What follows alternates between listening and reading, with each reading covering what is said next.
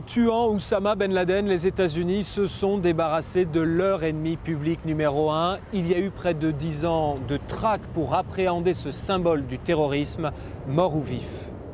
Justice is done. The world is safer. It is a better place because of the death of Osama bin Laden. Justice est faite, le monde est plus sûr, le monde est un endroit meilleur après la mort d'Oussama Ben Laden. Voilà ce qu'a dit Barack Obama. Immédiatement après, la Commission européenne lui a emboîté le pas. Avec sa mort, un ennemi des valeurs que nous défendons a disparu. Pourtant, il y a une différence fondamentale entre les États-Unis et l'Europe, c'est que l'Europe, elle, est contre la peine de mort. La mort par balle d'Oussama Ben Laden est-elle un acte de justice qu'il faut célébrer dans le cadre de la lutte contre le terrorisme? C'est la question de cette édition. Mais d'abord, passage en revue de l'essentiel de l'actu européenne de la semaine. On ne testera pas la résistance des centrales nucléaires au crash d'avion, c'est ce qui ressort d'un projet pour les fameux stress tests sur les réacteurs européens promis après la catastrophe de Fukushima. Selon les écologistes, le lobby nucléaire aurait fait pression car aucun réacteur du continent ne résisterait à une attaque terroriste par avion. L'Europe a obtenu le statut de super observateur aux Nations Unies, ce qui lui donne à peu près les mêmes droits que les États membres. Les dirigeants bruxellois pourront donc désormais parler à la tribune new-yorkaise. C'est la première fois que l'ONU accorde à un ensemble de pays ce statut jusque-là réservé aux États. Le Portugal va recevoir 78 milliards d'euros sur 3 ans. L'UE et le FMI ont décidé d'accorder ce prêt à Lisbonne à des taux préférentiels en contrepartie d'un programme d'austérité. Le plan d'aide doit encore être approuvé par l'ensemble des partenaires européens et la Finlande pourrait voter contre. À l'occasion de la Journée mondiale de la liberté de la presse, la Commission européenne a appelé solennellement à la libération des journalistes Stéphane Taponnier et Hervé Guéquier, retenus en otage en Afghanistan.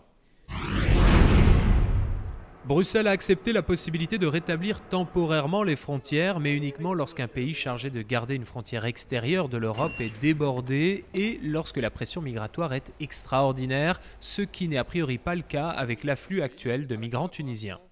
Il y a peut-être 3000 personnes maximum qui ont demandé de l'asile politique en Europe jusqu'à présent, venant de ce conflit-là. 3000 personnes. Ce n'est pas un flux énorme. Nous avons eu l'année dernière 236 000 demandes d'asile dans l'Union européenne.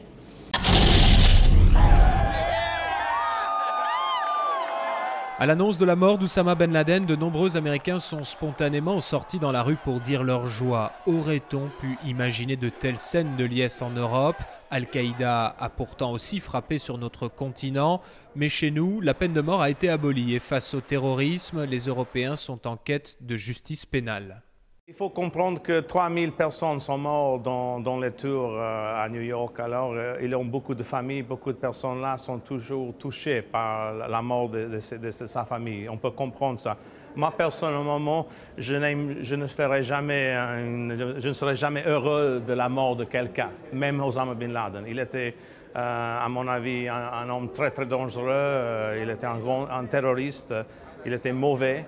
Mais je ne vais pas faire une scène de plaisir. Ce n'est pas le mariage du couple royal, ça c'est une autre chose. C'est quelque chose de triste, la mort de quelqu'un.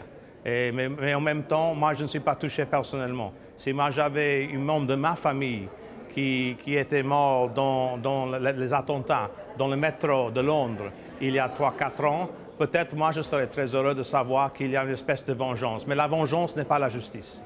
Pour nous, la justice est différente. La justice, c'est devant les cours, c'est avec des procédures. Du coup, justice dans le sens de... on l'a juste tué sans avoir l'amené, sorti, avoir fait un vrai procès. C'est une autre chose. La vraie justice aurait peut-être un autre impact. Même si aux États-Unis, il faut être honnête, il y a la peine de mort. Du coup, la fin aurait pu être le même résultat que la mort, mais avec une autre procédure. Un procès n'aurait rien apporté à la conscience publique parce que ce n'est pas une affaire judiciaire ici. C'est une responsabilité meurtrière qui a pesé énormément sur le cours du monde. Je ne crois pas qu'un procès serait vraiment utile pour assainir l'atmosphère. Mais alors, à quoi ça sert de juger les terroristes ? Tout porte à croire, et j'en suis persuadé, que le président des États-Unis souhaitait l'arrestation pour pouvoir le traduire en justice, ce qui est une bonne chose à différents égards pour les victimes. D'abord, parce que justice peut être rendue. C'est excellent pour le message que vous envoyez. Je dis souvent, vous n'entendrez jamais Al-Qaïda parler des auteurs des attentats de Madrid. Pourquoi ? Parce qu'on les a traités comme les criminels odieux qu'ils sont. Par contre, vous les entendrez toujours parler des combattants de la liberté de Guantanamo. Parce que là, ce sont des soldats d'une cause. Et donc, plus nous traitons ces criminels comme les criminels qu'ils sont, à travers le processus judiciaire classique, plus on envoie un message très fort. Rien n'est plus efficace pour combattre le terrorisme que ne pas laisser impunis les criminels que les terroristes finalement sont.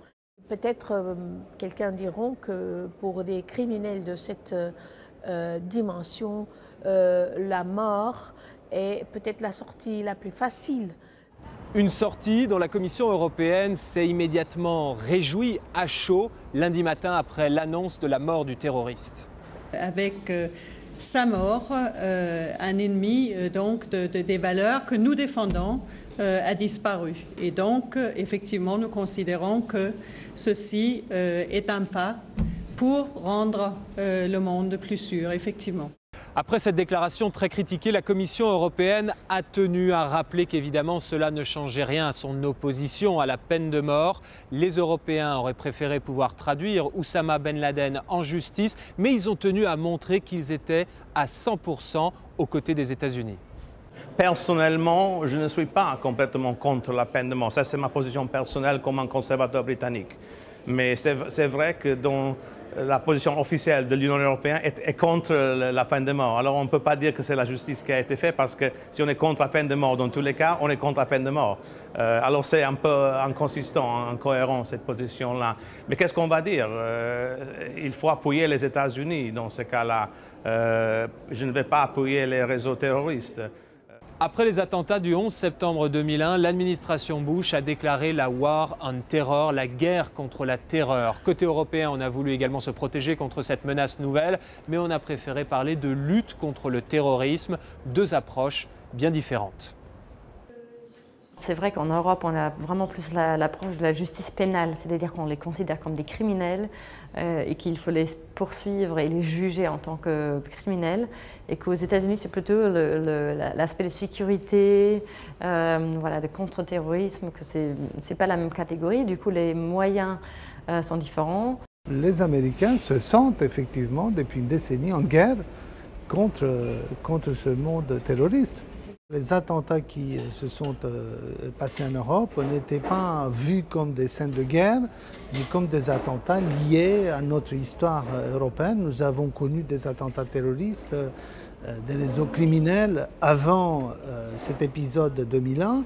Et donc, pour nous, en quelque sorte, nous les Européens, nous ne nous sentons pas en guerre, mais tout simplement en confrontation avec ce réseau inédit, une menace inédite pour nous tous en Europe ou aux États-Unis. Les États-Unis ont une espèce de hard power, la puissance forte. Ils font des choses comme ils ont fait maintenant, comme vous avez vu, que c'est une approche robuste militaire. Et l'Europe croit qu'on peut résoudre les problèmes de ce type-là à travers du dialogue, du soft-power, des investissements, etc. À mon avis, il faut avoir un mélange, il faut avoir les deux. Le War on Terror, la guerre contre le terreur que l'administration Bush a prêché pendant des années était absolument un paradoxe inacceptable pour les Européens.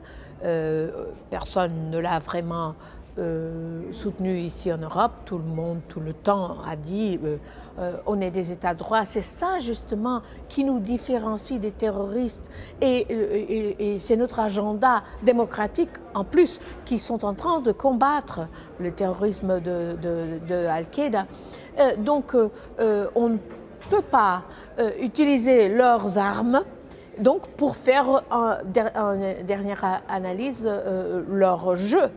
Avec la mort d'Oussama Ben Laden, l'ennemi public numéro 1 disparaît, mais la lutte contre le terrorisme, elle, se poursuit. Il y a eu le 11 septembre un choc et quelque chose d'épouvantable qui s'est passé, avec tellement chargé d'émotions aux États-Unis que ça a conduit les États-Unis à prendre un certain nombre de décisions, certaines que nous n'approuvions pas. Par exemple, la création de Guantanamo ou les vols secrets de la CIA.